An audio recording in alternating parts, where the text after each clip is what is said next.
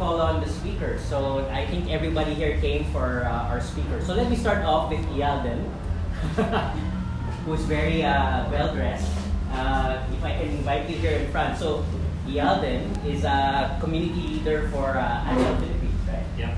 And also a Scrum Master and Agile coach. Yeah. Right. Okay. So Last time we checked. Last time we checked. So he's here to represent like the perspective of somebody who manages process and who coaches teams on Agile, right? This is that your right? That's why I tried the trash. Okay. Trash. Okay, and then we also have Mark. Okay, so we're very happy to have Mark here. Mark represents our friends from the UX community. He's also a very vocal advocate of human-centered design, where he writes about it. He has his own blog. He talks about it. He speaks at a lot of UX events. Yeah. All right. And then we also have. Yeah. Right? Tama. May namiss pa ako. Yep. Okay. And then we also have Brian. Okay. So everybody's well dressed. Yeah, mostly on video. Okay. And then Brian represents our friends from the development community. He runs the Google Developers Group. Right. Google Cloud Developers. Right. Right. And then we're expecting somebody else. We're expecting someone from the testing community. Her name is Michelle. So she's stuck in traffic like many of our listeners. So hopefully she can come. Still testing. Okay, so before we start, Hindi pa siya for vlog. hindi pa siya for product. It's a testing pa siya. Okay. Make jokes until she arrives. So before we start, I'd like to ask everybody to stand up. Bear with me, please stand. Please stand. Please stand. And then let's have a moment of silence for the people stuck in traffic. Let's pray that they can arrive safely. Okay, thank you. Thank you very much. Thank you very much. Okay, thank you for your patience. Okay. Okay, medyo mainit. Pinatay nila yung aircon. Okay. So I will try to speak in English because we have foreign friends from France and Germany. But if I switch to the vernacular, please forgive me. Okay. All right. So we have with that, yeah. Hopefully it'll be a fun night. Okay. So with that, we have a couple of questions we prepared. So the format for now is a panel, just really to understand kind of the perspective of different people and what they think of product managers, people like you. Okay, so this will be an interesting.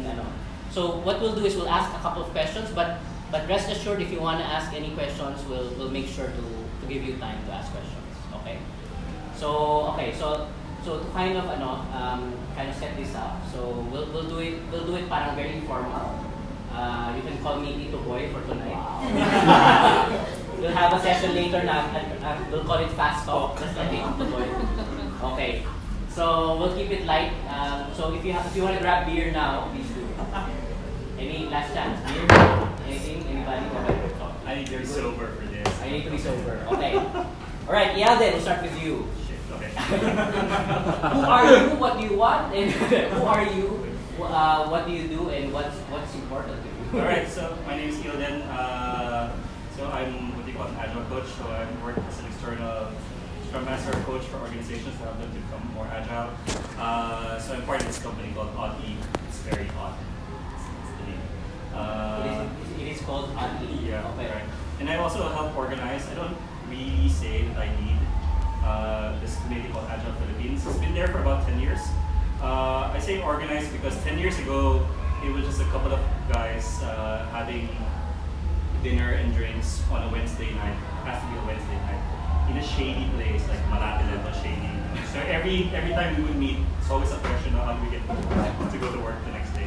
And it just grew to this larger group of people to do there. So what was the question? What is your data? What is your? Yeah, so just Okay. So you coach companies. coach companies, and I also develop software. So aside from Agile Philippines, we started this community this year. It's called Software Crafters. Softwarecrafters.ph. I registered to be where it's more developer focused, but it's a smaller group by nature. I also accidentally organized Waterfall Philippines. We're gonna have our first meetup on there's a website waterfall.ph. I also registered it. Spent the money on it. So we're gonna have our first meetup on April 1, which is a Wednesday. I'm not sure if that's gonna go up. I can't say that publicly. So waterfall being introduced by an agile person on April 1. No one really knows that. But So there's the pun, right? yeah, there's about 150 people in the community and like 40 people going to the meetups. I don't know how to tell them that's a joke, but Maybe they understand it. but we'll see. I'll attend. I'll make sure to attend. I like bodies of water. So. Yes. Oh yeah, it's apparently marine biologists gonna meet up. Okay, how about you, Mark? What do you do? So my name is Mark, and I currently lead the product design team at Caliber.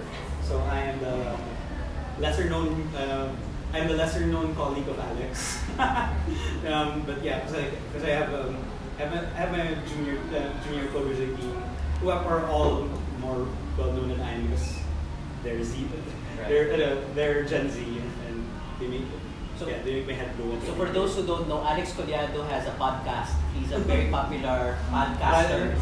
Podcaster. So, and I've known him since college, so that's why I got him to join me in Caliber. So I currently lead the product design team at Caliber. So I'm mostly my background is mostly around UX design, and UX design and UI design. I say that separately because I hate it when people say UX UI. If I hear anyone say that, God hell, I will break this bubble on your head. UI So, UX. yeah. So yeah. So so that's what I do. I mostly work around human-centered design, and I believe very much around human-centered design. At Caliber, it kind of falls back to why I chose to work at Caliber after working at OLX and Mint, because I believe so much that everything is a design problem, and you can actually, if you don't have a belief that you can actually make things better, you can't. Why are you actually designing things? So Caliber just fell in the right place because we were essentially helping people find jobs. I mean, it's messianic in some way, but I get paid for it. I get paid to be what they call this very not really more of I get paid to have dreams. Okay. The very least. Yeah. On the side, I care in the past couple of years. I care a lot about the idea of decolonizing design. So, and it's a very fresh term around the tech and design community. Most recently, after UXPH, I've been known as the person who makes white people uncomfortable. I am sorry. Why is that? Why? Because decolonizing design was my goal. It was something that if people are not ready for it, it might rub people the wrong way. But it doesn't mean anything personal. So I'll be sure to ask more about Yeah. decolonizing design. Yeah. Talk more about that later. Okay, very interesting. How about you, Brian? What do you do? I'm Brian. So, as mentioned, I lead the Google Developer Group, GDG Cloud. So we were commissioned by Google to lead this effort to teach cloud topics. When we say cloud topics, it's infrastructure, for example, Kubernetes, serverless stuff, and also data science. Of course, they have their own suite of products for data science and machine learning and stuff. That's what we do for community. I'm a volunteer and not getting paid for it, but we help people from all over the country to upskill themselves in this competence. In my day job, I run a small software engineering company called 98 Labs. So there we help companies build their own products. So we're like the technical arm of several companies here and abroad. So this year I think it's more helping more projects abroad. We have lots of US clients. So yeah. So of course this outsourcing is still the thing for IT services. So yeah, we get visibility and we build products for them on a more technical perspective, engineering perspective. Okay. All right. So I'm kind of curious. So each of you were chosen by us because of your background. So you represent typically the different functions in a team. Like especially if you work with digital products, typically you work with engineers, testers, designers, and also Scrum Masters. Is that the case in your teams, right? So just curious, like how did you get into your particular roles? Like how did you get into your into UX, into engineering, and into agile coaching? Maybe start with you, Brian. Like how did you get into this? Okay, that's when I was in college. Long time ago, I was forced into it. I actually forced into my circumstance. So I ran away from home, and I had to fend off for myself. So I had no money. So okay, I have to survive. So in college days, so I basically I went to a national bookstore, read computer books, and then taught myself how to program. That's how I did it. And then I was looking for side projects that I can help in. Eventually, I did find the first language sort of that I really appreciated was Java. I could see a good trend with Java, so I tried to learn that very intimately. So that until now, I can still code in Java. So were you always good in math? Ever since high school? No, not really. It's really yeah. I study what I can, and I'm not the best and the brightest, but I guess I'm very persistent. And now you're CEO of a software. So now I kind of enjoyed. It's sort of I appreciate the field because I learned a lot from it, and then it was a way to pay for my own tuition, and then eventually during college days I would have a string of projects that is real production projects already. So I just continued pursuing this field. So eventually I became a software engineer. I got exposed to more international projects, via stuff like that. And then eventually I also got like I just got exposed to lots and lots of projects. Eventually, I became a CTO of a French firm, and then I was running this company for so my boss is always in France already, and then he was leaving the company to me. I was able to help him grow the company from 5 to 20 to 60, and he was leaving the operations to me. And then, okay, maybe I can run a company. So eventually, stuff that I weren't able to execute on this company because of several constraints, I thought of, why not build my own practice? So I had like lots of trial and errors and learned from.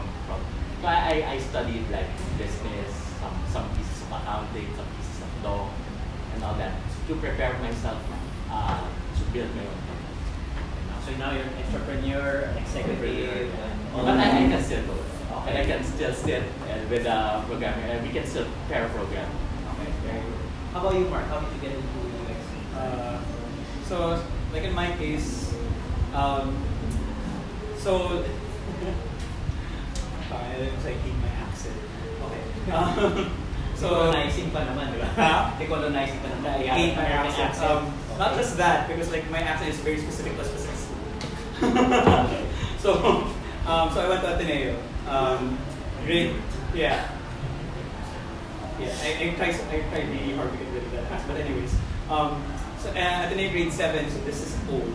The fact that it was pre K-12. Pre-K-12. So grade 7 we had an HTML class. Okay. Yeah, an HTML class. Our computer class had HTML.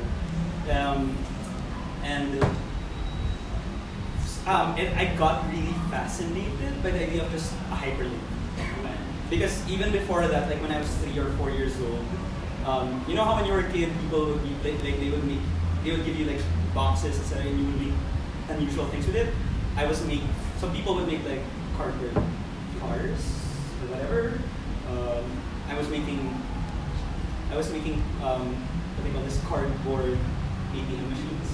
Because I was super fascinated by how that one ATM machines machines. So you're really a geek. Yeah. You're really a geek.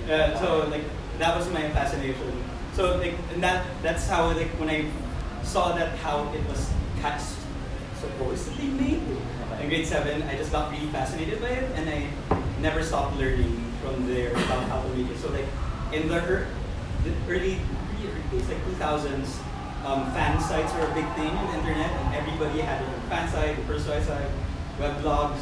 I was very much into, I'm a nerd, I'm a geek. I was very much into, and still am into Final Fantasy. And so like, I was building all these different kinds of fan sites and just learning to design from there. And it just grew from there. And so I graduated college. I was still mostly known for designing websites. I got my first gig as a senior web designer for the sketchy SEO firm. Sketchy SEO firm that I left after a while. I tried out being an entrepreneur for a while. I had my own startup. That didn't work so well because we were just way too young to like know what to do. And then, yeah, it was when you're handling a startup when you're what 22, 22 with barely any knowledge. It was weird. Then I got scouted into OLX actually. Well, back then it was still called Sulit.com.ph, and that's the first time I ever learned the term UX because I was seated beside the main UX researcher. So when they hired you, the title was for a UX designer? Or no, they hired me. My title was CY engineer. Okay. For some weird reason, it's rare to find a designer that actually codes nowadays. But in the early days of the web, you needed to learn how to code. And my boss back then, Bit, never hired a designer who didn't know CSS. And I don't believe in that necessarily, that you need to know how to code to be a designer, but I just find it like how that changed over the years. In any case, yeah, that's where I first learned the term UX from, like, because I was seated beside Mika Deezer, who was the main UX researcher, and I just got so fascinated by it and how it was actually marrying the idea of you can quantify or qualify or prove like the efficacy of design. And then how it moved from there is like I learned so much more diving deep into UX about design thinking, human-centered design, and how certain things like things that you'd never expect to be a design problem could be solved by design, and like just continuously like going deeper into the box and the haystack from there until finally. So I left OLX 4 years later, and now I'm in Caliber doing like the very deep design problem stuff, like why people aren't getting hired, why recruiters aren't hiring certain people, what's their blockers, etc. So doing ethnographic research. Yeah, up to the point of like figuring out what would be the right solution from there.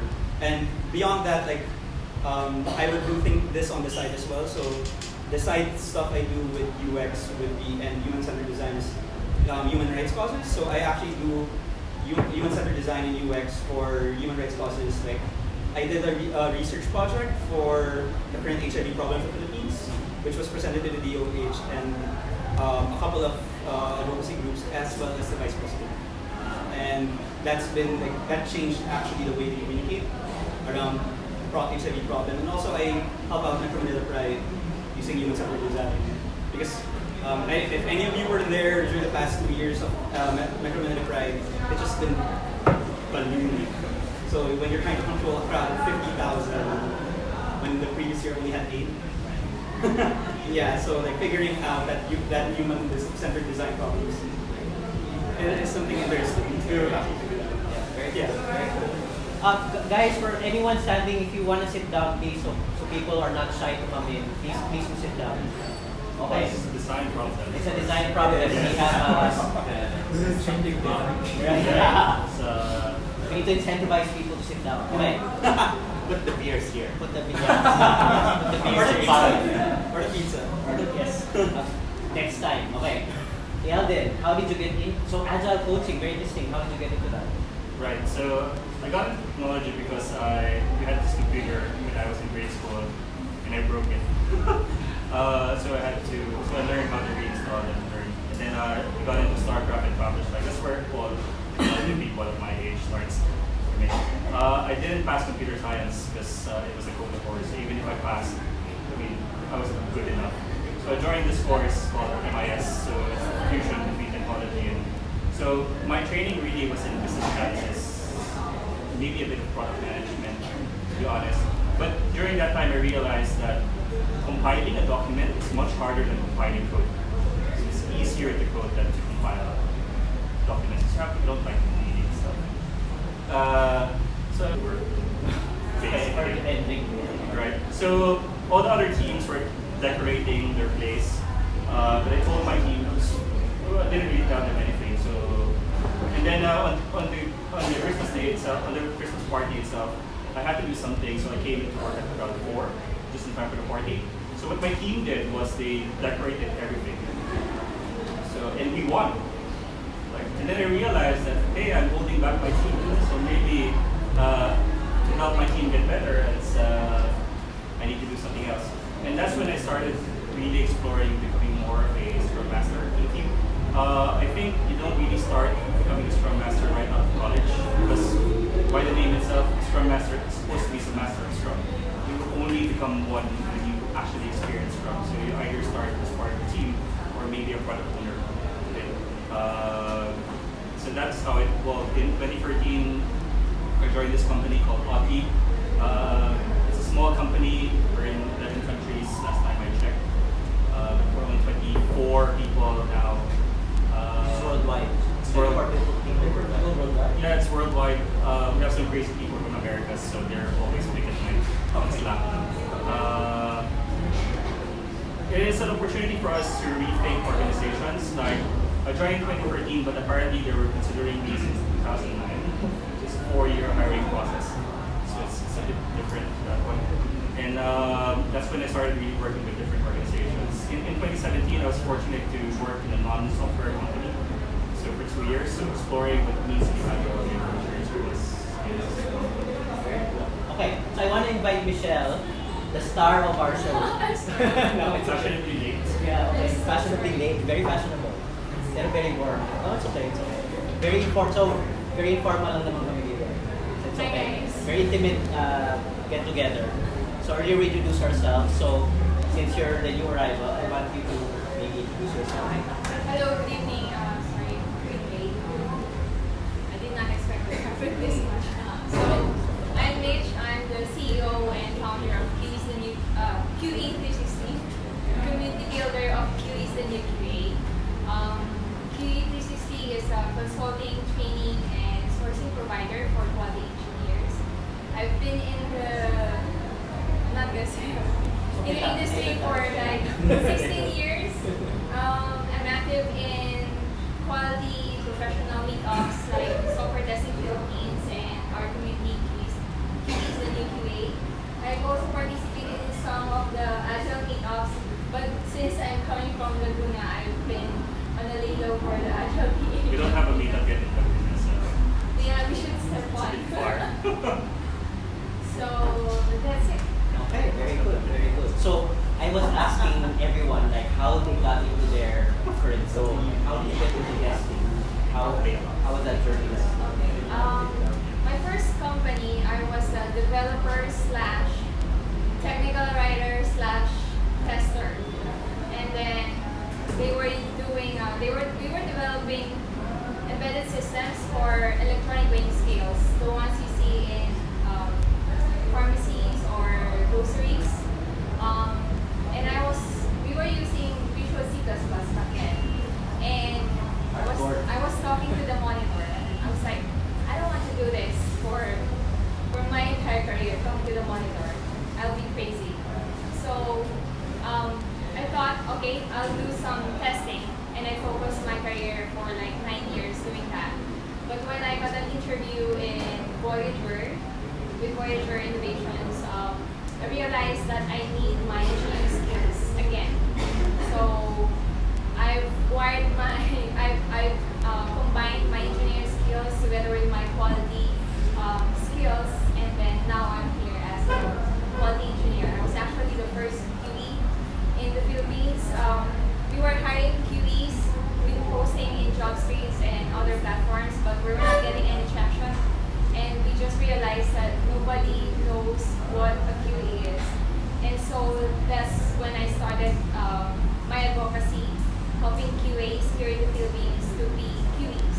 So that's why we ended the business with sourcing, consulting, and training QAs to become PTs.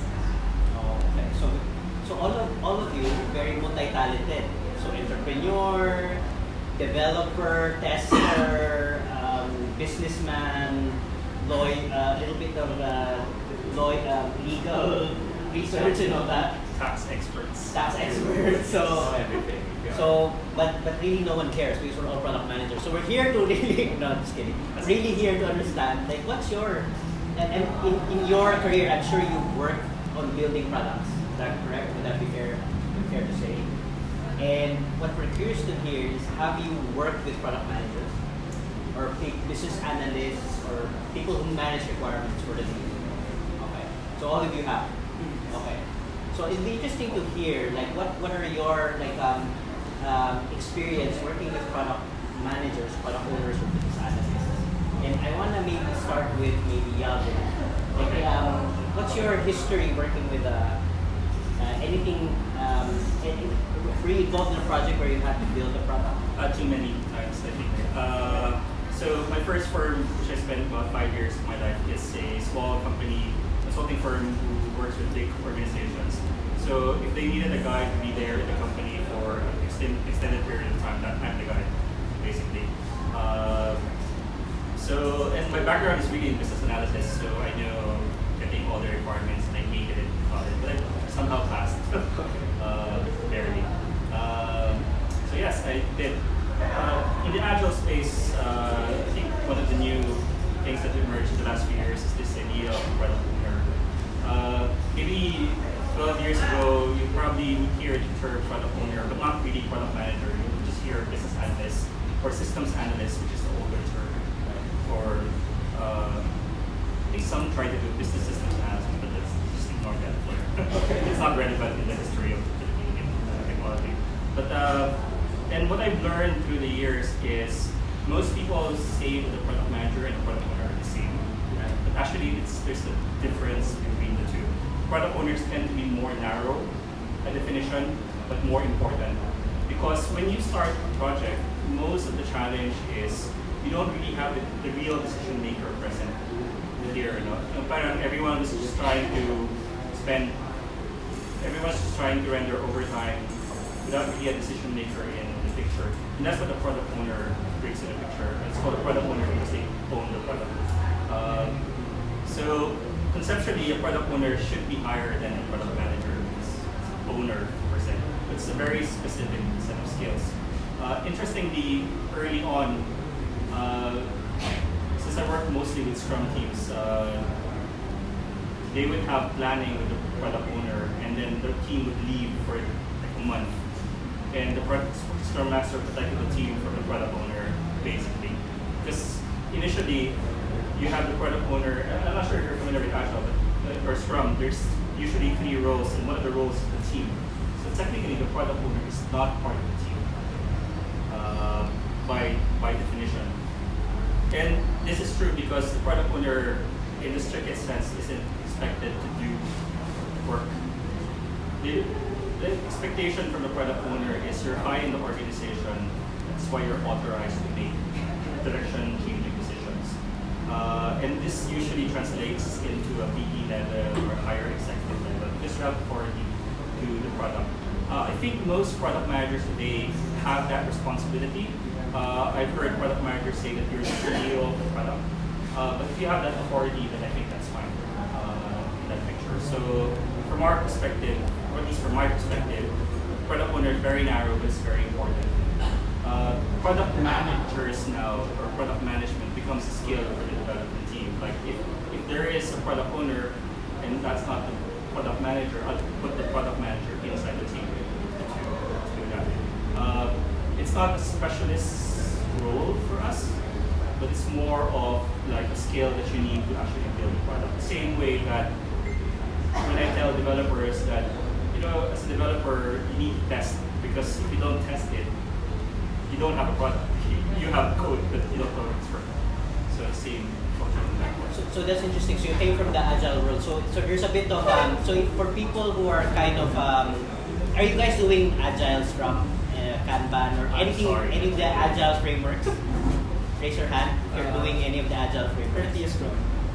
The Scrum, Kanban, XP, almost everyone. So you're familiar with the concept of a product owner in an agile team.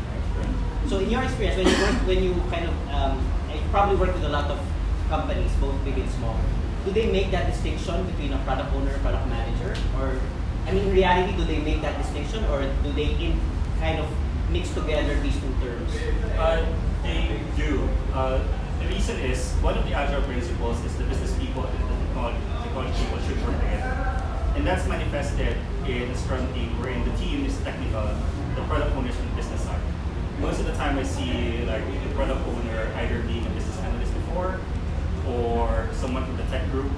So the challenge usually is the product owner will always complain that managing their stakeholders is like hell. But you mentioned the product owner should be higher, somebody who makes business decisions. Correct, So correct. why are they putting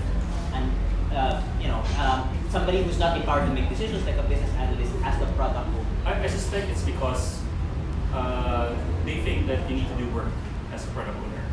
Like you need to file things in Jira, which is a disaster. Yes. And that just rubs off from people who are authorized. Like, I just spend most of my days really making big decisions. If you ask me to do the user stories, that's not good use of your time. So the way that I dealt with this is I made a distinction that if it's anything that's work related, it's part of the team. If you need to just decide on terms of budget and finances and direction, that's part of it. So Brian, I want to get your point of view because you're a CEO. You are empowered to make decisions for your company, yet at the same time you service other companies. You probably develop digital products for them. So what do you call these people who makes the decisions and manage the requirements? Do you call them product owner, product manager? Does it matter? For me, because we've been using Scrum and Agile in our practice. So right now I leverage the term product owner. So actually if for example there's a client that doesn't have a strong Agile practice, I would actually teach them the ways of Agile. Or I would actually look for who would be the best product owner. Because I usually talk to the VPs or even, just recently I went to a firm in CDO, and then there was this American businessman. Then I would say, okay, let's organize our team, let's organize our requirements. I would say that, okay, this person should be, the product owner or the product manager should be the one who is really in touch with the business, with the teams. He's like the point person for everything. But he should be empowered. I would say, would you empower this guy? I will talk to the CEO. Hey, would you empower this guy to make strategic decisions about what to prioritize and this? So I would really convince the stakeholders to move to empower this people to act in a certain way. But does that happen in reality? Do you get Yes. I enjoy. That's why I enjoy usually working with the smaller, more nimbler companies because that is more achievable. But if you have quite layers and layers, because we've also worked with quite the big multinational companies where it's more bureaucratic. It's I would say more difficult because you would have to get that buy-in.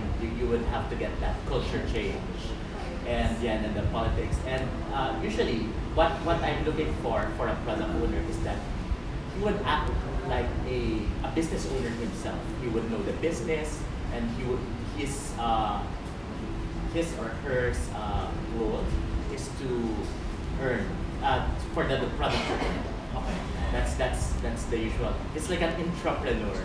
You're inside the company. You're the entrepreneur within the organization, and then you should be empowered to change stuff and help the product. One realization recently, like in bigger organizations, is that organizations have big departments, right? And the root word of department is depart.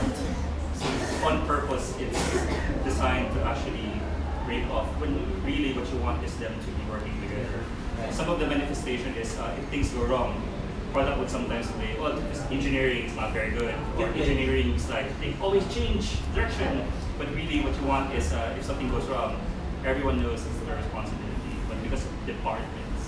But of course, as a product manager, I always know it's always the fault of the testing. Yeah, of course. Of course, right? Depends on the day. If it's Tuesday. They didn't test it properly. If it's Tuesday, it's the testers. No, but seriously. So Michelle, I mean, you guys, you're always on the hook on these things, right? What's your experience working with product management? Is there that major thing in your experience? Specifically, we work with companies. They use the product owner. Right. So that's So the you're first agile, one they we're get strong. The problem we have, if that's what we're leading to, is when they do not have user stories, or it's vague, or they keep on changing it. And that's why there's going to be delay on the development, there's going to be misalignment of what is expected, and in return they will file logs, and then they will say, this is not a bug, it's not even the user story. Well, there's nothing in the user story to begin with. So we actually want people, especially for the person creating the user story, which is I'm expecting to be the product owner, to really write valuable user stories at the same time to have clear acceptance criteria. There was a time before wherein there was an active product owner but really not taking ownership of the product, and he was pointing for the tech leads to create the user story, which should not be the case because that person, the PO, should be driving for the ROI. The tech people are focused on the technical stuff, the development side. But Michelle, a few minutes ago, to be controversial, he had said, ideally, the boy, he had said that ideally the product owner should be VP, like decision maker. Does a VP have time to create user stories and acceptance criteria? No. Does that happen? Okay, No. so how does that work? Well, as mentioned earlier, we have PO. So what we have is, for example, a business head, Okay. and then they will have the product owners under them. Okay. So what happens is that the business heads will be the ones commanding them. This is where we go. This should be the promotions we're gonna have. This would be the features we're gonna put into the system. And then it's actually just the product owner trying to write user stories, or if not, pointing to other people's page. Okay. So the assumption is that somebody who is assigned or is given the responsibility to create user stories, the presumption is he understands the user, right? But typically, these are, if they're business people, that may not be top of mind. In fact, in a product team, they would have UX people, well, sales, that's another story. But great segue, no? But typically, they would delegate that to the UX people. So, Mark, talk about the dynamic of how a UX person works with the product owner or manager. If the product owner is supposed to create the user stories, then what's the point of having UX stories? Good question. I actually have that problem. But then I'm just joking. So I actually always find that it's weird, and it's something that UX people actually constantly have to find their own footing and justify, or kind of like, and that's why I hate design Twitter a lot, because you need to learn to move on from that conversation, and to actually solidify what we do. Number one, truth be told, a lot of the times now, when I enter an organization, I see the PO as the PM. PM is in product management. Yes, or they kind of delegate the PO to the PM. Though, mostly in name. As in, they get to say what's coming up on the next release, Right. what's prioritized. But at the same time, they don't necessarily hold the budget. They don't hold the budget, they don't make the big decisions. Yes. Okay. So, that puts the PM into a lot, like that kind of divides the PO work into like, the budget, the one who has the budget gives a go to actually give the budget to this to like someone bigger, but the PM work of actually figuring out what needs to be done this month, this sprint, to another person. Yeah. And so that gives them a lot to do in that sense already. What I found, at least in very, very modern or like newer ideas, is like how the PM work is generally shared now, because all of these are, it's title soup. Right? It's title soup. What matters is we get shit done, Okay. and that you actually understand where it's not about what title you have, but that people actually take ownership of the certain things that they need to do to get things done. Okay. In that sense, like what happens to us a lot at least is, because I use the term product designer because I design a solution and not just an interface. Yes. So, and that means I actually tend to, so what we tend to do, at least in Caliber, what we tend to do, and what we actually used to do a lot in OLX as well as also as my time as product design lead in Mid is, I get a how might we problem, like a problem statement from the product manager, or the, from the product manager at least, that they try to kind of like funnel down to at least something solvable within a sprint or a month or etc. And I would actually divide, what do you call this?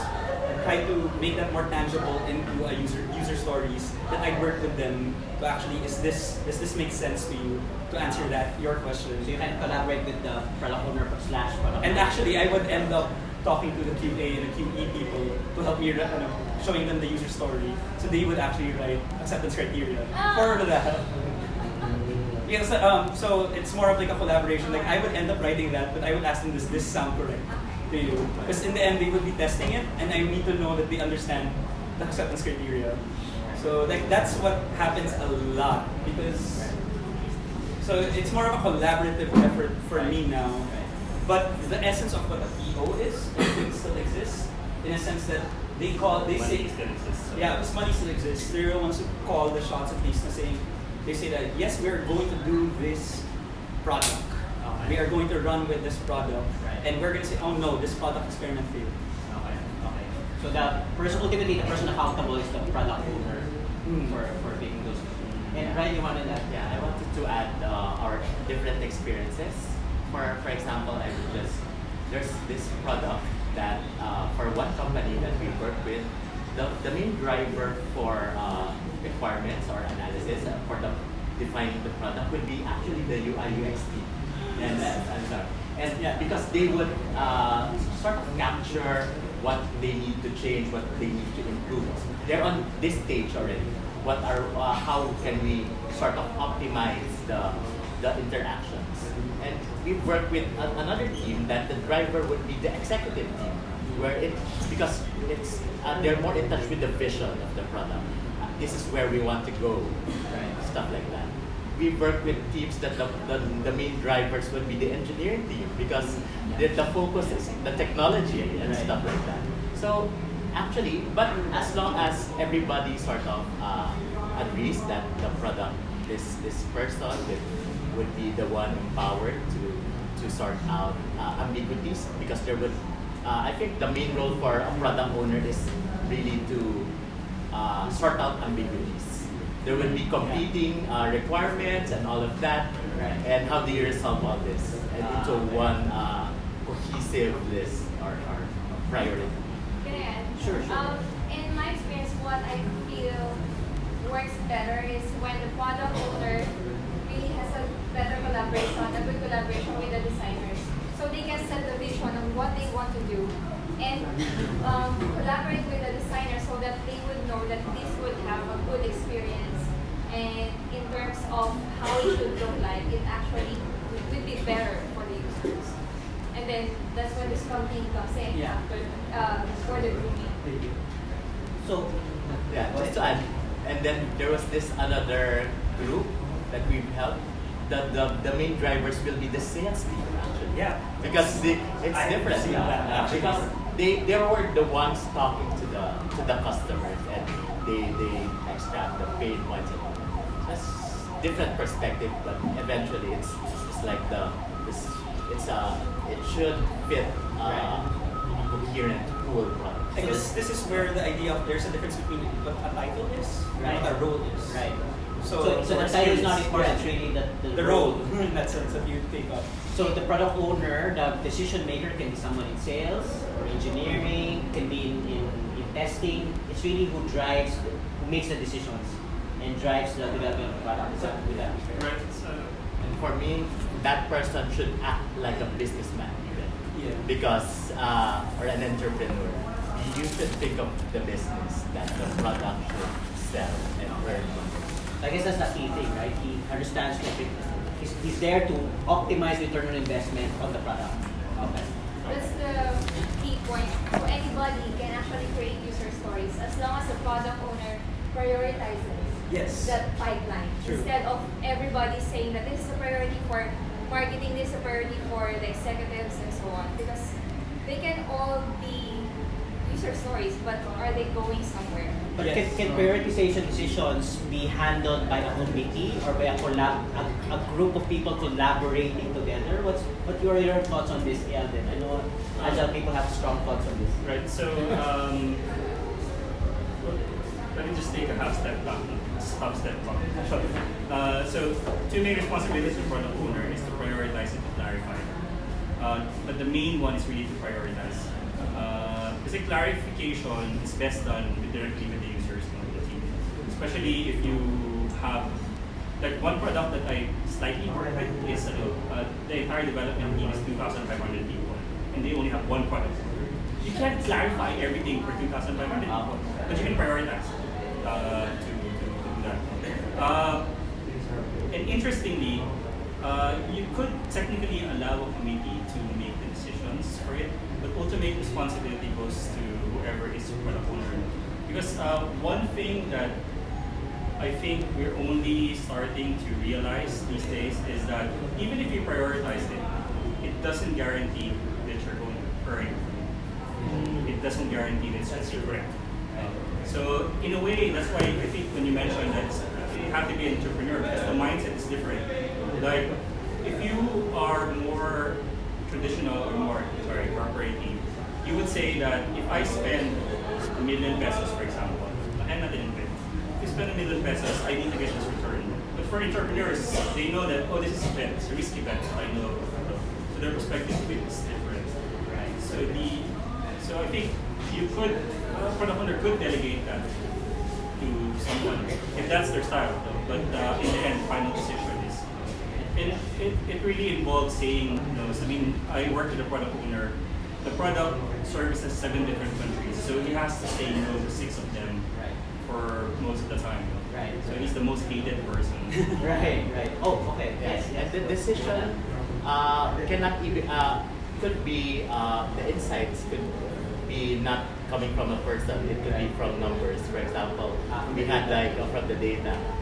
For example, we had this client. We were building a product for them, and then hey, look at that! All the sign-ups. Why is it women? It was a dieting website, and then they was. We were assuming that the men would be interested. It's for brands and people back then. People are interested in getting fit and all that stuff. So we saw the numbers are primarily women. So okay, what do we do? So the owner said, okay, let's change the website, the front-facing website to be big. Let's put a nice model there and all that stuff. Let's design it for women. And then okay, put it out there, and then boom, more women actually signed up more. So you have to be like, it's not just talking to people. You should be open to experimentation and listening to what the actual users will have to say. So I think you should build that feedback loop. Yes. So you have that. You can build stuff. You can gather inputs, and they would be assumptions, and then which you can test out with your actual users, and then you have to measure and they'll measure their stuff.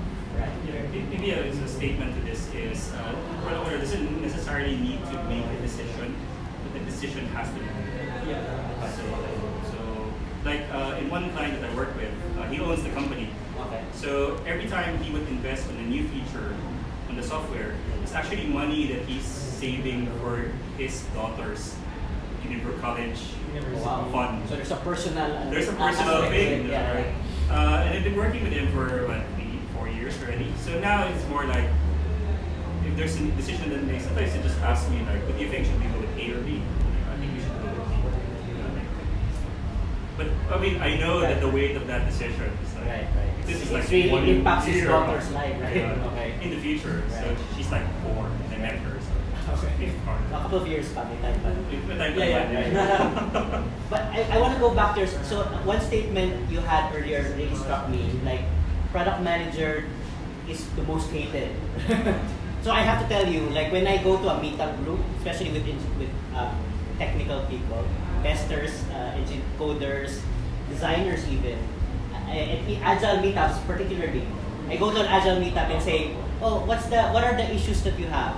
It's the product owner, number one. Yeah, The product owner, the product managers, they pull their hair out, it's so frustrating, blah, blah, blah, blah, blah, blah. So I want to ask you guys, like,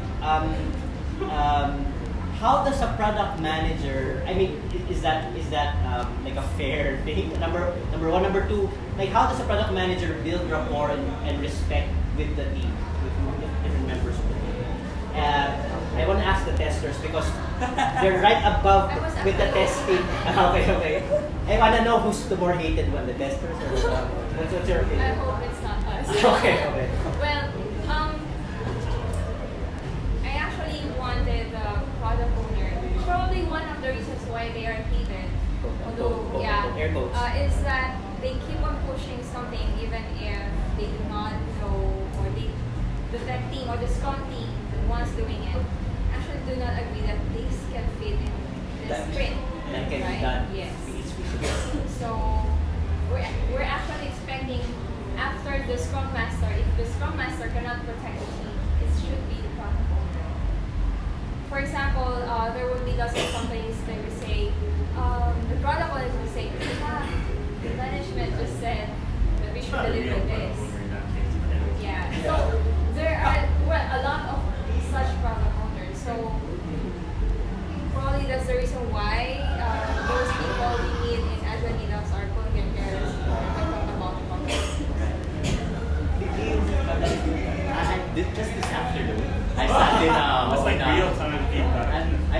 This afternoon I sat on a meeting with a client, and then there was this. Okay, the stakeholders have this idea, and the people in the meeting are the developers, the testers, the stakeholders.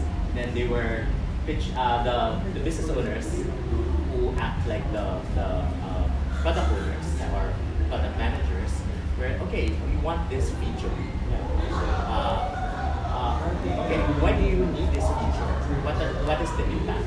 So for us, as long as you can answer the why and everybody can see the clear vision of the why and the implications of the why, there would be less resistance. For example, okay, hearing from the product owners themselves, why do they need this? And for the engineering team, what they provided feedback is that okay, if you prioritize this now, the schedules will be pushed back, and then you might not hit this launch date that you're aspiring for. But if we do it later, there would be pros and cons. As long as everybody is on the same page, and then okay, in the end, let's gather information. Let's size this up, and then let's clean up this scope, and then maybe we can slice it up into 2 chunks, this feature, and then in the end, we're all chill, we're all happy because okay, there's a good reason if we will go for the strategy A, implemented right away, or strategy B that's implemented later. Mark, is that a rare skill? Like is that rare? Finding product managers who can articulate the vision and the rationale for their decisions? I actually would say it is. So Really? Okay. if you ask me if it's fair that why some product managers are Hated. specifically here, Here, I'm here. in the Philippines Okay. at the very least. Okay. There is some credence to that. So I'm gonna say something slightly Be careful, this is a room of product manager. Yeah, I'm gonna say this I like think we need to turn off the live stream, but it's fine. Off the record. It's fine. I've already like Yeah. your turn Yeah. live stream with this So controversial statement. yeah, so slightly controversial statement, but it's very much true. Here's the thing, actually, with the Philippine business landscape. More 95% of your businesses here are service Yeah. businesses. So now we're talking about product managers creating products. You have 5% creating products. Right. That means most of the people who are ever coming into work as product managers are probably coming from the 95% who do and has worked in the service industry. So they've not necessarily worked creating products. This is mostly why I've seen a lot of product managers come from a space where they come from service-oriented businesses, essentially a lot of your ad agencies, etc. They come from account managers. BPO. And I've come from that as well. I come from, when you're a designer, when you're a fresh grad designer, they say the only thing you go to is an ad agency, and I've seen so much AE bullshit, account executive bullshit. And that's how they act. Basically, the one where they say, because the CEO said this, the client said this. Or they would say, because it's a business decision, which is bullshit. Everything is a business decision. You can't give me that excuse. Right? So that's the problem right there, because 95% of probably your product managers are coming from an account executive background or a service-oriented background. They did not come from a product development background. But they don't know how to create products. So whenever they, in their head, if somebody says do this, Say yes. they just say yes. Instead of like allotting the time to actually figure out how do I make this fit and how do I make timelines better for this. So one of my favorite, we were talking about this a while ago, one of my favorite bosses in the world actually, so Bit Santos, who now works for Kickstart, OLX, he actually was able to conceptualize this really well. Where yes, like a good product manager would learn how to do this, and how he did this. Like he was CTO, but he would talk to our product management team and our product team to actually make them understand of how to defend this wall a bit. And what he would do is he made a physical Kanban board. I know we love our Jira, I don't. But he would make a physical Kanban board, like that whiteboard with high level like projects. It's a Kanban with smaller Kanbans. And because it's physical, so like RJ would walk in Sulit or OLX and say, can we do this? RJ the owner. Yeah, The owner. like would come in, let's do this. And Bit would come in, and Ellie would come in, who was UX, The head of UX. and our CPO would come in, he's a foreigner, and he would say, okay, we can do that, but if we prioritize that, they would walk him over to the board and say, if we do this, we have to move this, we have to move this, oh, and this project of yours from last week, we have to move that. So he would physically show the impact of his Yes, decision. and like he taught the product managers how to do that. So yeah, because when a product manager is able to make things tangible to stakeholders, that's an amazing gift. But not a lot of product managers know that. Because what they know is being an account executive or an account manager. Okay. Exactly what happened this afternoon. The development team wanted to resist. It's like a disruption. It's change.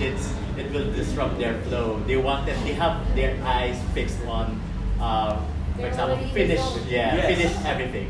But when they heard about the why it's needed and all that stuff, if everyone is on the same page, right? Then okay, they come to accept. Right. Yeah, aren't product managers supposed to say no? That's what you said, right? That's level 1, I think. Okay. The level 2 and the more skillful way to say no is not yet. But not now. Or not now and never ever. We'll figure it out. Maybe I'll just qualify the statement kasi makamasturbate na naman sa amin. But I think product managers, I think that because there's two groups that they service. It's the teams itself doing the product and it's the stakeholders. When I said it's data, it's supposed to be the stakeholders. So they're in the middle of these two groups. Yeah, everyone's in the middle of something. Can't really say say no. But one of the things that I've seen with really effective product managers or product owners is that because if you're just executing a plan, like there's this feature that we need to build, how long is it going to take? You're not going to be very effective. A few years ago, I was working with this guy indirectly because it's a Christmas parties. I don't like Christmas parties. I never attend Christmas parties. No. Right. But he changed how he was selecting a vendor by saying that here's our budget, X million of pesos. Yeah. Give me a proposal on what kind of Christmas party. And from there you can make decisions. And I found that insightful because you can apply that to product management. Now, here's the problem that I want to solve. Here's my budget. What's a good solution for it now? And that's how you can engage your team better. You say, number one, you're treating them as an adult. Number two, you're tapping on their potential. Now, here's a problem. Here's the budget. Now, how are we going to solve this? That will fit into that budget. And from that budget is naturally a sprint. So I'm willing to spend a sprint 2 weeks long. What can be the solution? So that's one. The other side naman is when you're dealing with stakeholders, it's best not to deal with them directly. Because they're called stakeholder because they have stakes to kill you. I mean, don't confront them directly. I think this is like Aikido or something. Right. Anyway, Jiu-jitsu. Jiu-jitsu, yes. So what I found best to use is to let the stakeholders play politics. So it's kind of like what you suggested. Basically, if you have 5 stakeholders, put them all in the room, give them paper money or real money if they can afford it. Give them stakes. Yeah, and then you go like, here's the features. So how much money are you willing to actually spend on that? So I'm willing to spend like $1,000 on this. So you see where just leave the room, come back after 30 minutes. So either they're all dead or they're come up with a decision. Right. So I realized that because as a Scrum Master, I also don't like to expose myself too much. So that I could actually step in when it's necessary. So same with the product manager. I mean, if you have lots of really strong stakeholders that kill each other and come in and save the day, right? Or if you try to stop a speeding train, you're just going to get run over. So Michelle, so how does specifically for if I'm a product manager, I want to work effectively with the team doing testing. How do I build rapport with people in your role, in your function? What's the best way? I just want to emphasize on what Dylan said, treat them as adults. So you do your job as a product owner and let them do their job. So if you have the acceptance criteria or you have the user stories prioritized and ready for grooming and planning, they will be efficient in focusing their work as Scrum teams, even specifically for testers. What I personally look for the product owner, for us to be productive, is clear acceptance criteria. And one thing about emphasizing the values, so that we will not be persistent on doing such things, because there will be times that the product owner will be mandating, oh, you do this and do that. But for the Scrum team, it doesn't actually make sense. So from your perspective, is domain knowledge important for a product owner? Meaning, if you're doing banking, does banking knowledge or insurance knowledge more important than, say, product knowledge, communication knowledge, and what's more important, domain knowledge or is product management, general product management skills? I would say domain, because there would be product owners who doesn't have any idea on what feature to put to make that ROI for a product. And why are you here if you are not doing that? You don't know your domain. Yes. It's usually easier to teach product management to a domain specialist than the other way It's around. more generic. True. It could work. It could work if you have a lot of money. I mean, if you have a lot of money, it doesn't matter if you make mistakes for 10 years. If you don't, we also recently consulted a project that there was lots of rework and it's quite chaotic. So what we just told them, let's define the definition of red before we even take action. There would be so many ideas. There would be so many inputs from all over, from different departments, from your analytics, from different ideas, concepts, from customers.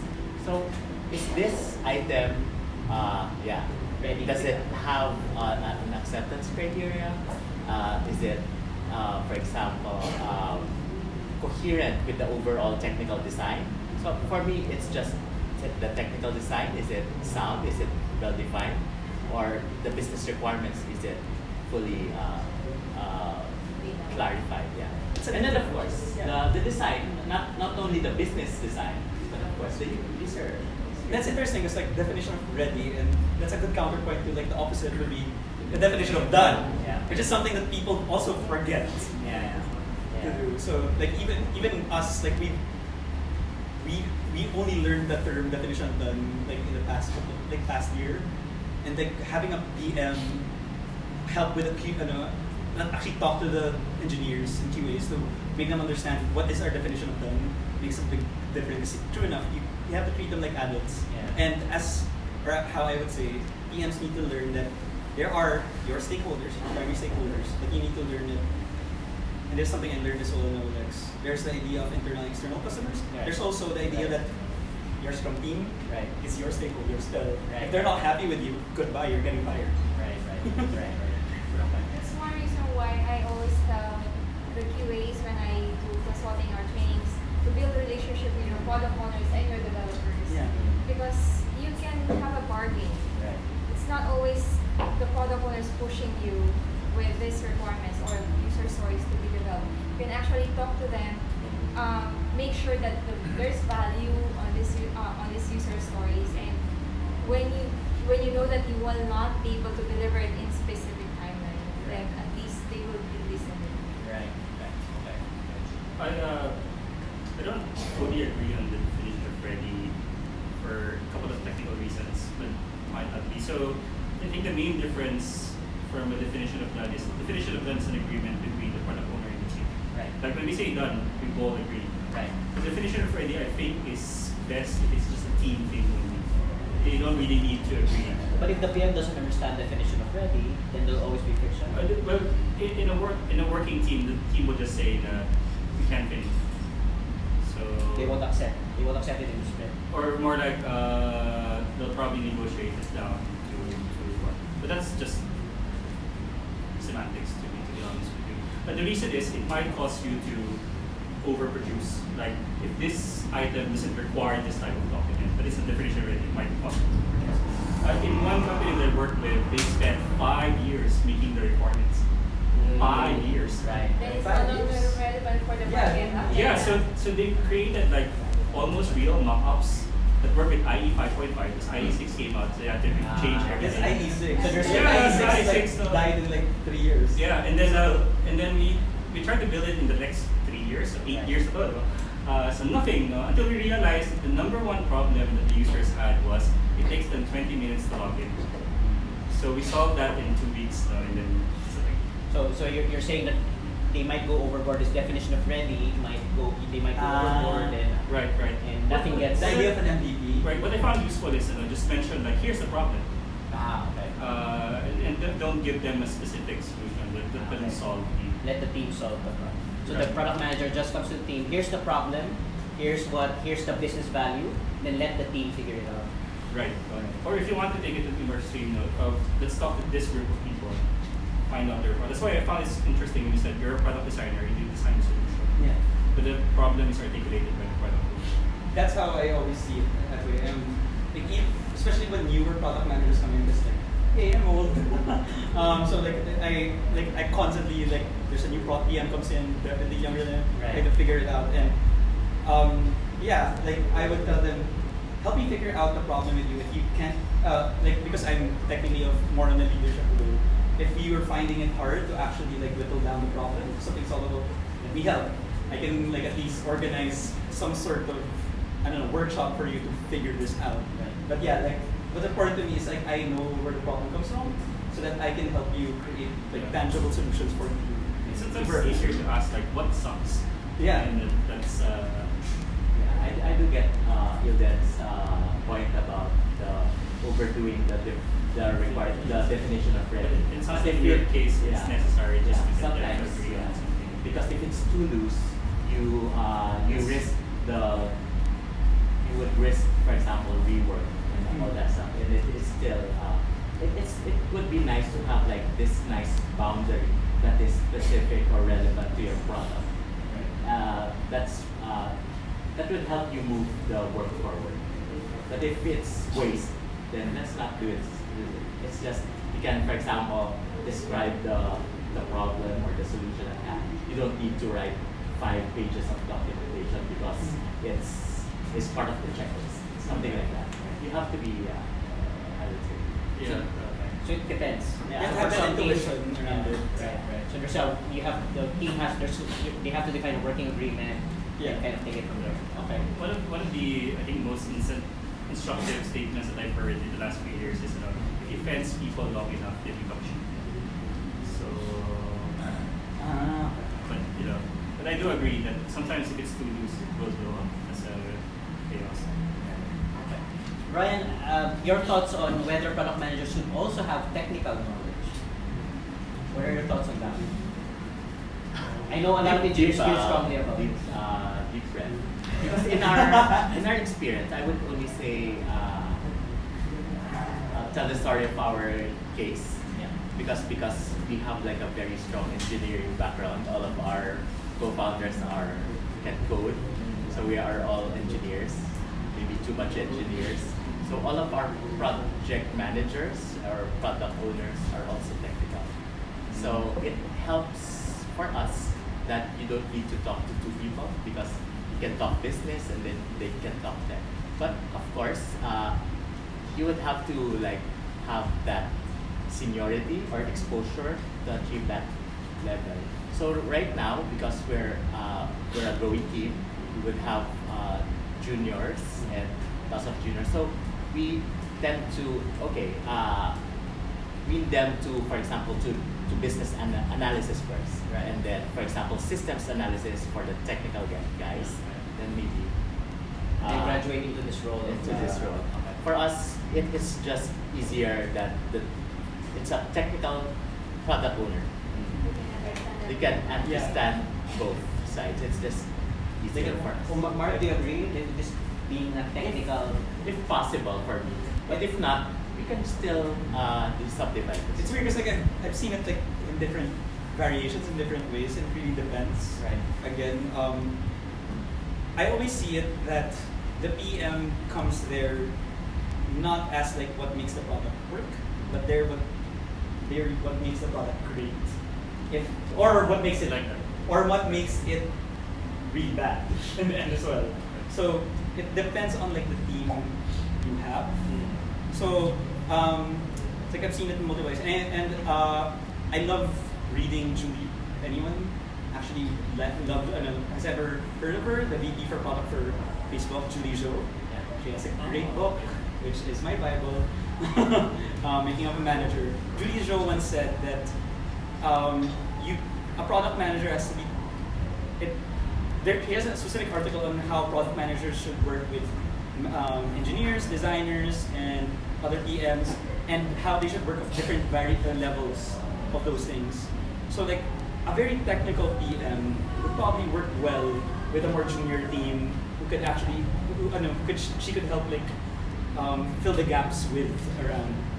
But and the thing is like I've seen that happen. So like, well, Casper isn't here yet, but yeah, Casper is a very technical PM still. Right. Yeah, Casper is so Casper is our head of senior product manager at Caliber, and he's a very technical PM.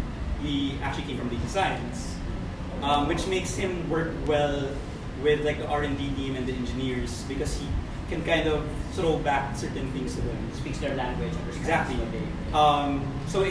Which makes him work well. Makes him work well at the very senior level to very junior PMs.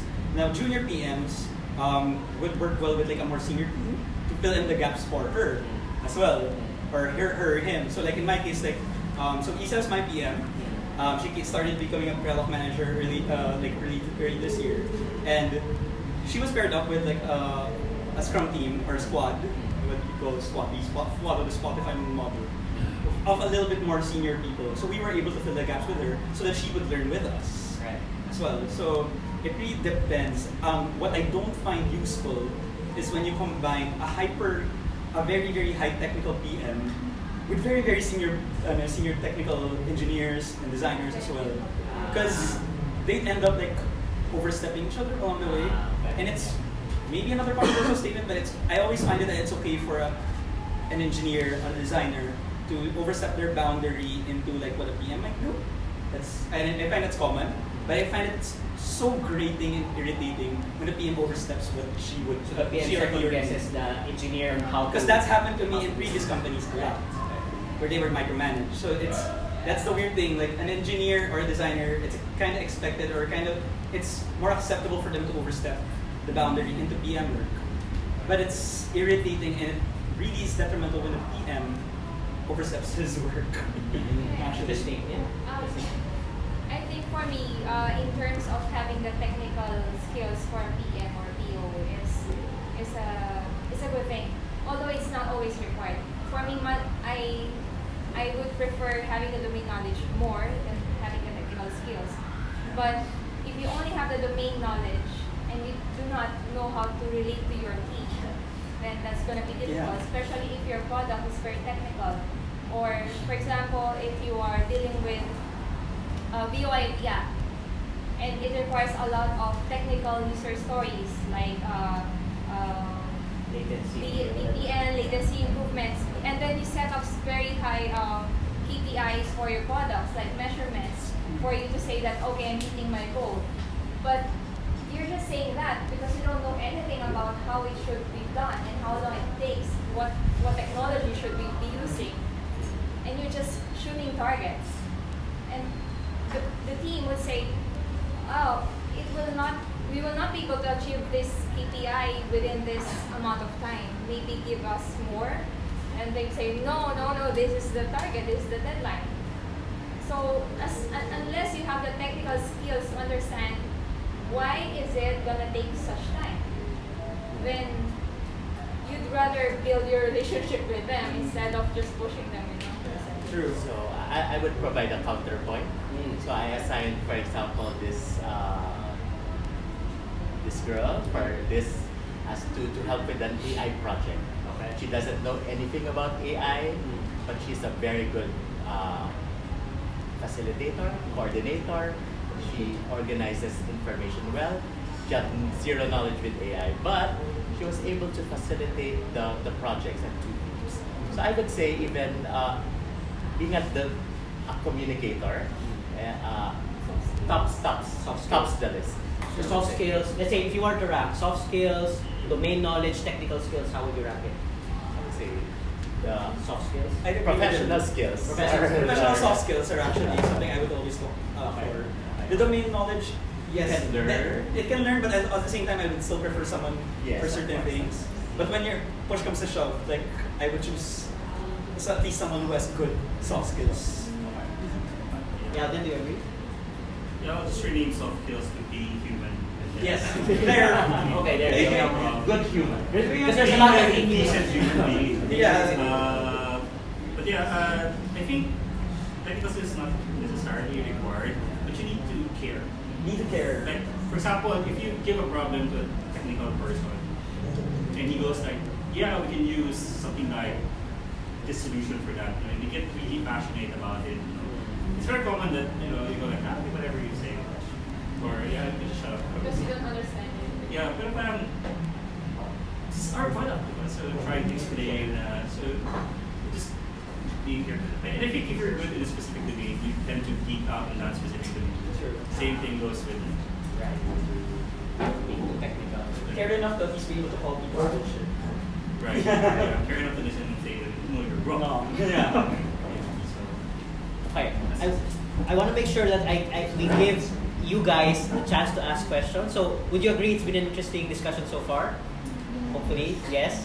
So, does anyone have questions for the panel?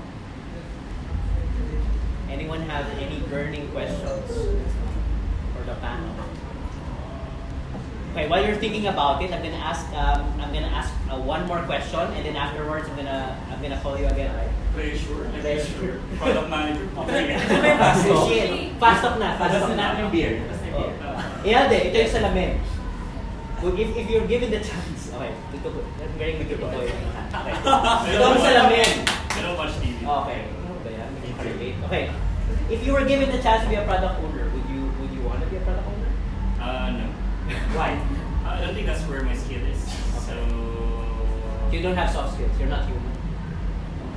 Good to know. Okay.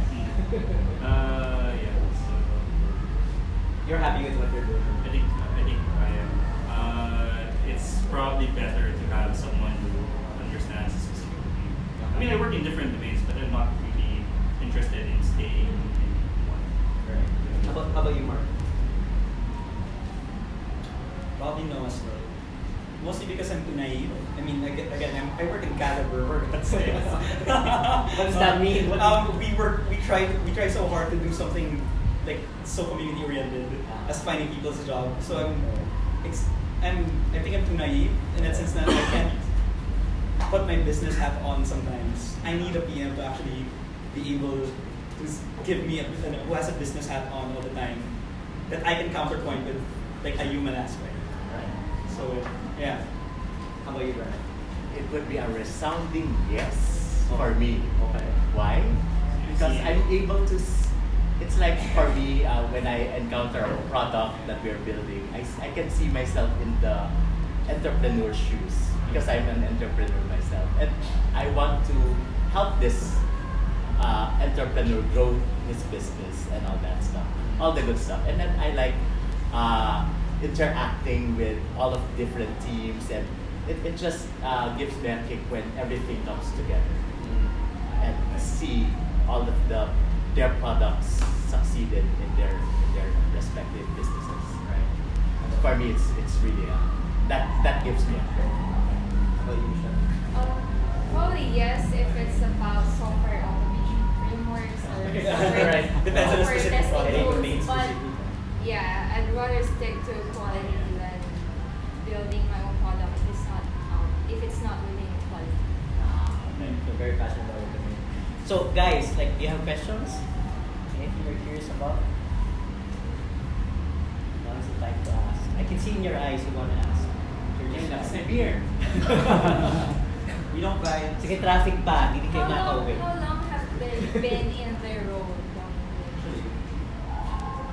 1 year.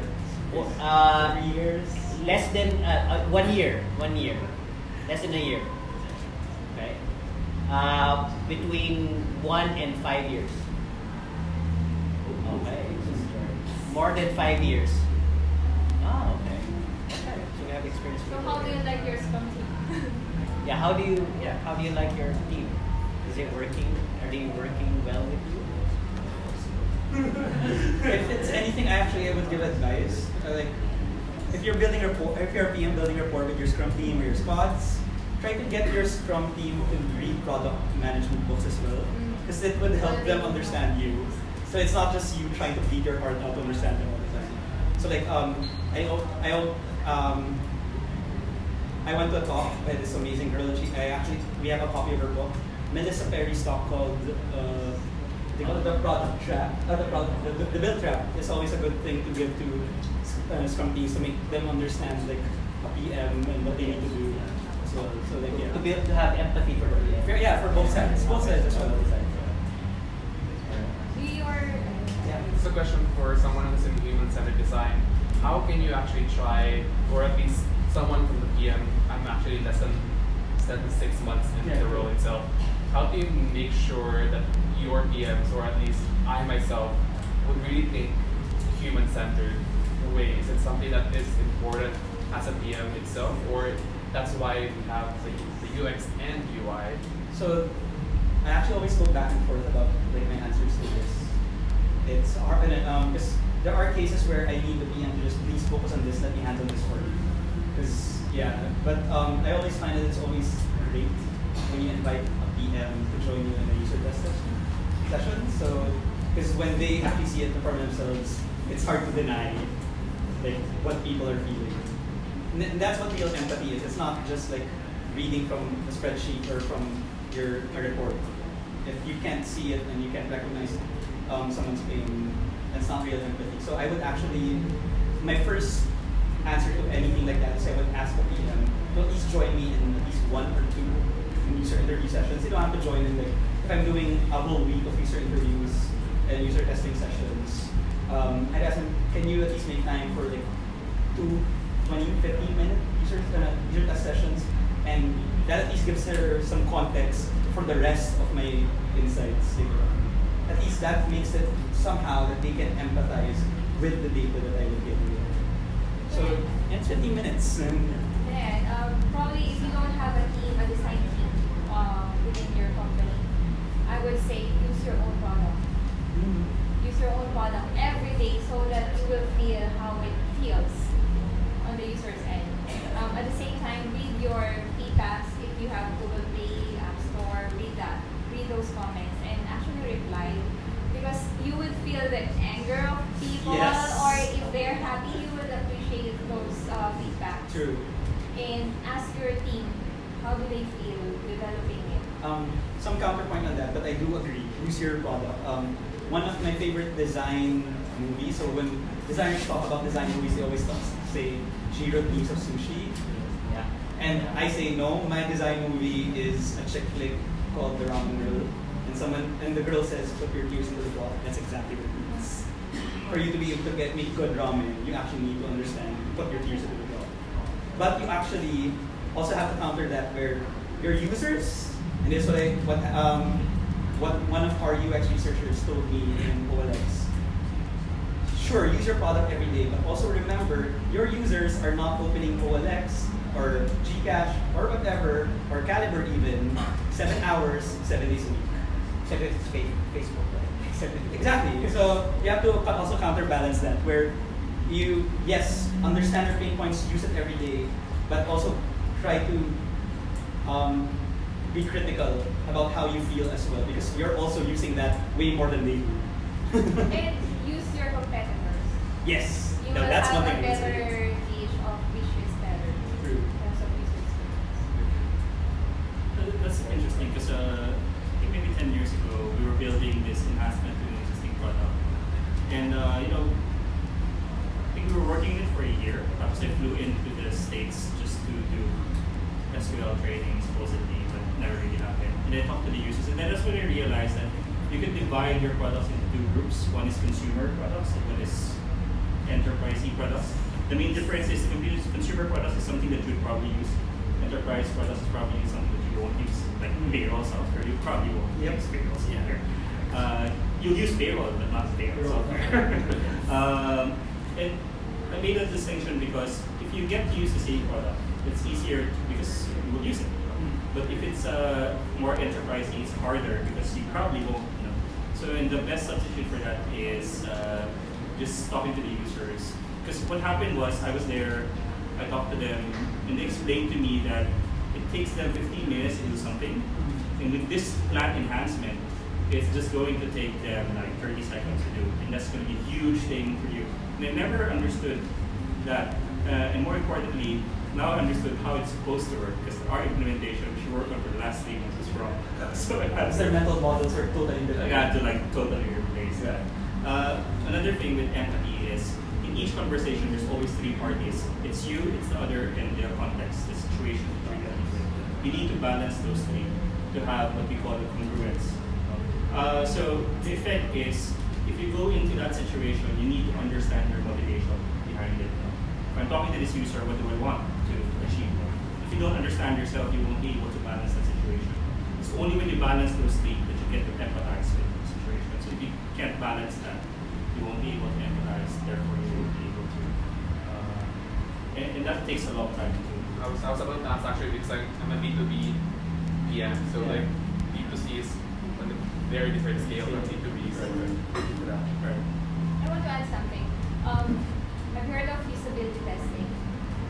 Yes. So you can either have your clients, so you can have a user acceptance testing by having your client's user test your system before accepting it. At the same time, you can also have representative users use your system before launching them. Personas. Essentially, they come from personas. Yes. So for example, if you are into POS, have cashier representatives, not necessarily your clients, tested, and then you can watch their facial reactions when they use it, or even have a recording, a webcam or a camera, so that you can see how comfortable they are and ask them to verbalize how they feel and what they are doing. Think out loud. Yes. Memorize for you. Different It's techniques happens for when you work in usability ME. research. Yes, sir. Is that an industry practice now? You video the reactions? It's more common now. So actually, I find it that there's UAT, yes, which is mostly for the QA to pass, and that's very different as well from usability tests. Because something may pass the QA, which is dependent on your acceptance criteria, but it might not necessarily be something that a user will use. So an example of that, there was this app that they created in New York, which allows you to rent out essentially or book what do you call this? Clean toilets. So like let's say you're running, you really need supposed to be clean. yeah, but let's say you need a toilet quick, and you can't find a public toilet, and all of them or all the public toilets are grimy.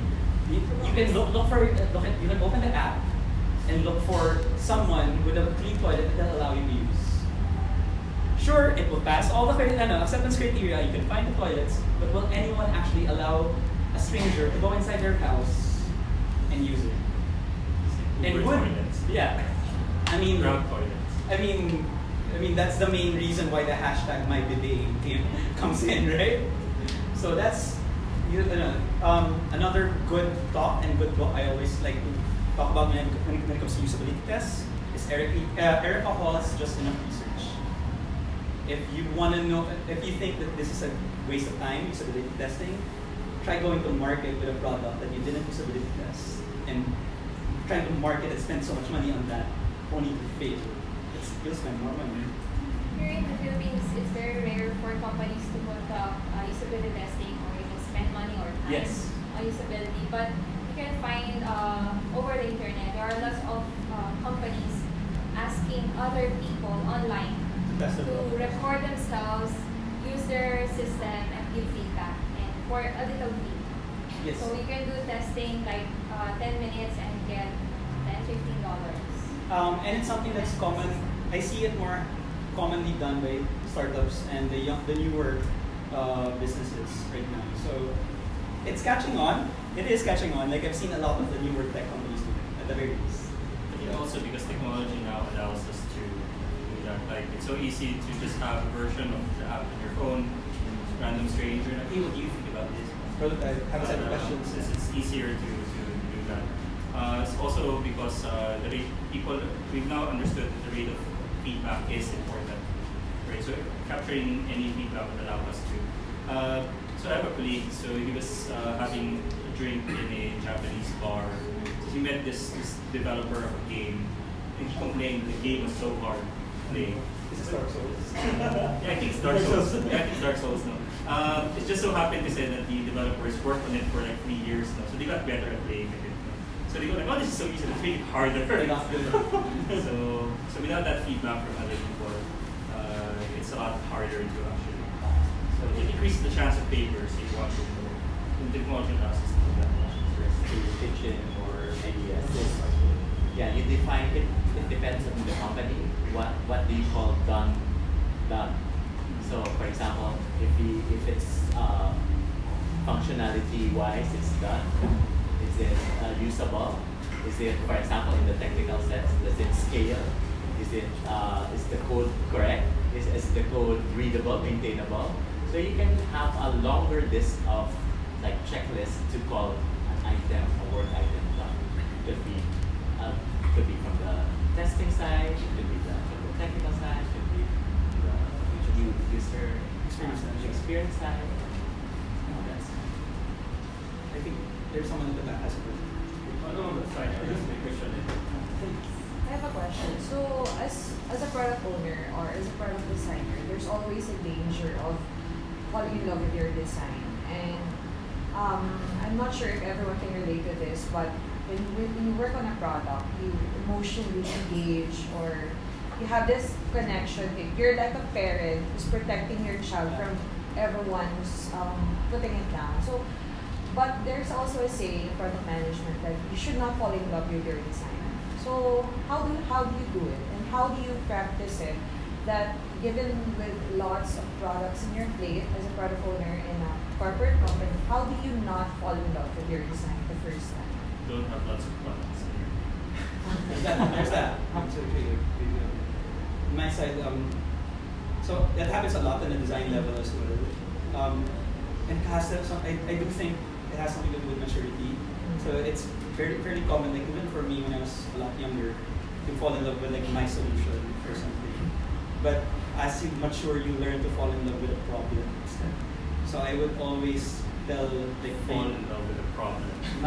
fall in love with a problem actually. So like my problem, like how do we get SMEs, their small medium enterprise to find or compete with large companies for good candidates? I fall in love with that problem, not necessarily my solution. But yes, that takes a lot of maturity, and I don't know, you somehow mature through it.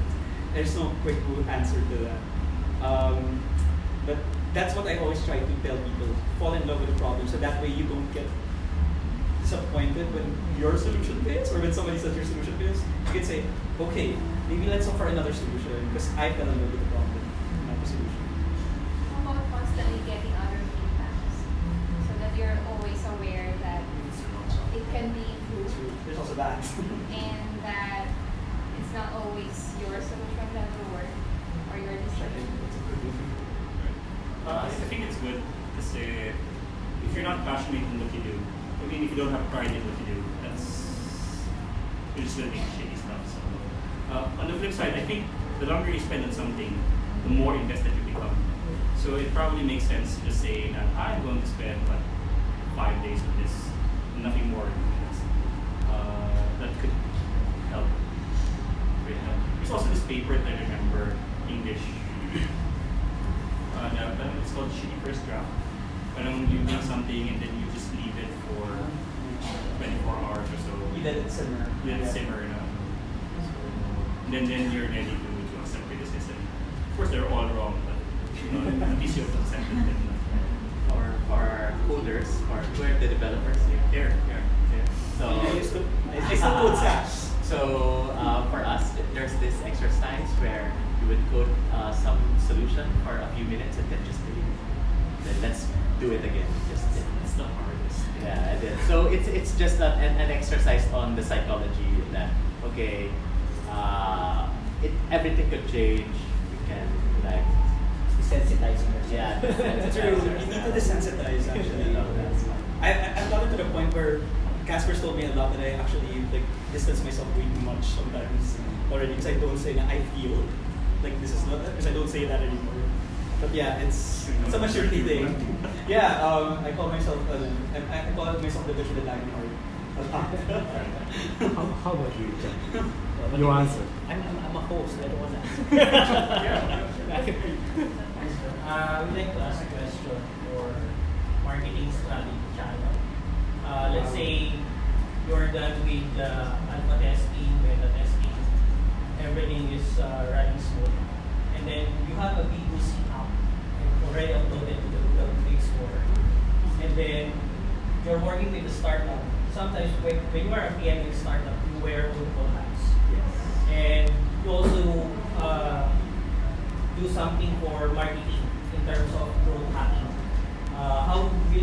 What are the things, if you have a limited budget and you don't have investor yet, what are the growth hacking techniques or strategies that you prepare in launching the product to attract more users? I don't have a good answer to that, but I have an answer. Because I think when your product is perfect, it's too good. You over-invested already. So I think the most exciting ones where you use something and it solves a part of the problem, but doesn't solve everything. So there's a desire that, hey, this is actually useful, if only it did this. So it might be too late. It might be a situation wherein you try to get the product perfect or too well done before you start marketing. Because I've been in that situation, like, you build something that's really cool, no one bought it because you forgot. And that's where the things goes like you can ask someone like, here's my idea, will you buy it? If they say yes, no, it doesn't guarantee. So it's only when they start giving out the money that that's the so that might be one manifestation. So it's not a good answer. It depends on, for example, organizations. For example, Google, how Google launches products is that first the alpha would be the team, because Google would have, for example, multiple teams. Then the next layer will be the people outside of the team, but still within Google. And then the next layer would be friends and family who are of the employees. And then finally would be the general public. That's like how they layer up there. But for startups, yeah, just give it away. And if for example, we can give it away for free and get feedback, use it for a limited time and stuff like that. So, and then they would be like your pilot customers. This is free for you, for example, for 5, and get that valuable feedback where you can improve on the product. So they would, for example, if it's a hospital system, maybe it would be part of your research that you make it super free or super cheap for a representative of that your users. And then once you have progressed with the product, then I think this is where like agility and like good agile comes in, because you also have to think about what is an MVP and what is your MVP state like. So that way, if it fails, you didn't invest so much time that you'll go under. In that sense, but yeah, I mean, go to the market and get that valuable real-time feedback. But you didn't, at least to the point that you can prove a business case at the very least. And we've done it a couple of times. And Caliber's had so many pivots over the years. So yeah, that's what a good MVP and a good agile should be able to mitigate at least your risk around that. You've already mentioned about alpha and beta testing. You can also, I'm not sure, are you using TestFlight? TestFlight is also like a beta testing platform wherein you can gather testers to test your system. But when you do this testing, you're actually already influencing them, that introducing your system that, hey, we exist. And so that can go from your employees to family members of the employees and so on. At the same time, you can also, I think you've already done the hashtags, MGM, members get member, and then discounts and trial periods, right? I can also try to, I'm not sure if you're already doing social media as a platform to announce your B2C services you have already. B2C is quite difficult. Yes. Because customers are quite promiscuous versus the B2Bs. Because usually B2Bs would be,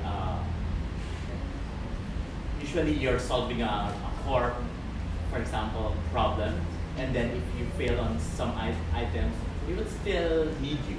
So I would say they would have a higher tolerance for mistakes, the B2Bs, and if you can, but B2Cs would be okay. That's it. It's ugly. Okay, so we have time for one more question. Any last question from the audience? Okay, I have one question. Okay, nobody's going to bite. Okay, so okay, fast talk ulit. Very quickly.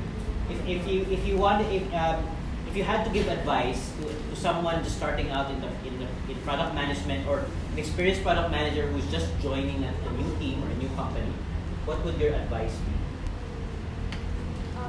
Build relationship. Build relationship. So aside sa fact that you know the domain, build relationship. And like any other role, don't make assumptions that they know this, that they understand you. Make sure that you get in touch, like really connect with them.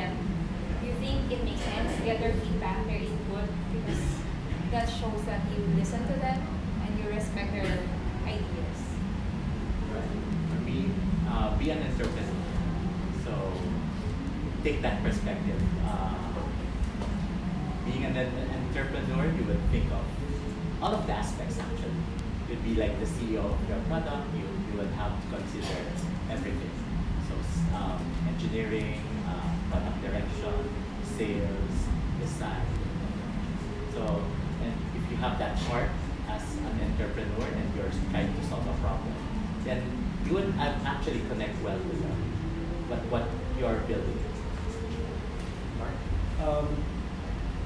I guess in the same vein of like making build relationships.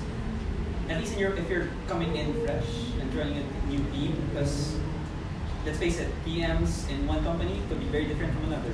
That's the weird thing about like even designer or product design or UX could mean very different things in very different companies. Spend your first few days, maybe even first few weeks, if you're assigned a project or etc., to get to know everyone and like really set up context for you. That way, you know who to talk to. You know who can what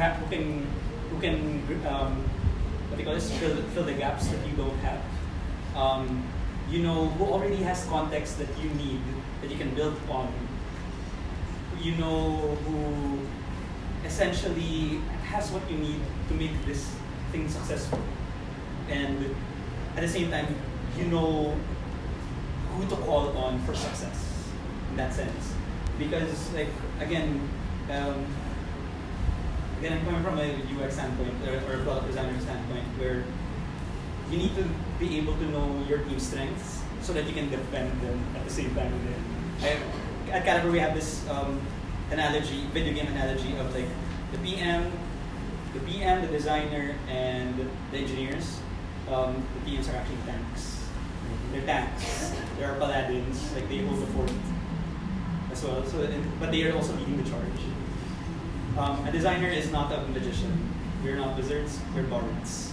We make sure that we connect everyone together, make sure they have the right everything that they need. Well, engineers, they're the wizards because they make things out of thin air. So that's why you need to know your team so that you know how to defend them well and know who to make that back from. Yeah. I must say I love the geeky analogy. That's how young this our team is. Yes, but yeah. I just play StarCraft, so there's this coaching framework that we like to use. It's center, enter, turn. So first, before you get in, you need to be more aware of what you are, what your inclinations are. And then when you enter into a new team, you have to make sure that the entry point is well done, you're properly introduced, it's time for you to know. And then the third bit is you have to accept that when you go into a new team, you don't become part of the team's culture, or they don't become part of your culture. You create a new culture together, because it's every time that you change someone in a team, it's a new team, basically. Second is, I always say this, like all problems worth solving are people-related problems. So, I mean, sometimes it doesn't matter if you're right. What matters is that you're kind. So, especially when you're entering new, especially if it's a charge role, like a product manager, especially if you're a real product owner, you have to see that there's always a people aspect beyond the domain or the tech. We can talk tech or design. In the end, who does this design and tech? It's people. It's people. It's really psychology and building relationships with everyone. So on that note, that was a brilliant talk. I want to thank everyone who joined today's panel. So thank you as well to everyone who attended. I know the traffic was heavy. I know you probably sacrificed a Christmas party or two. So, but thank you very much. And then we should have a group picture with the speakers, and then we'll have time for networking afterwards. Okay? Let's take a picture. Okay, let's take a picture over there. Thank you, Brilliant. Brilliant ka talaga. Brilliant talaga kayo. Galing.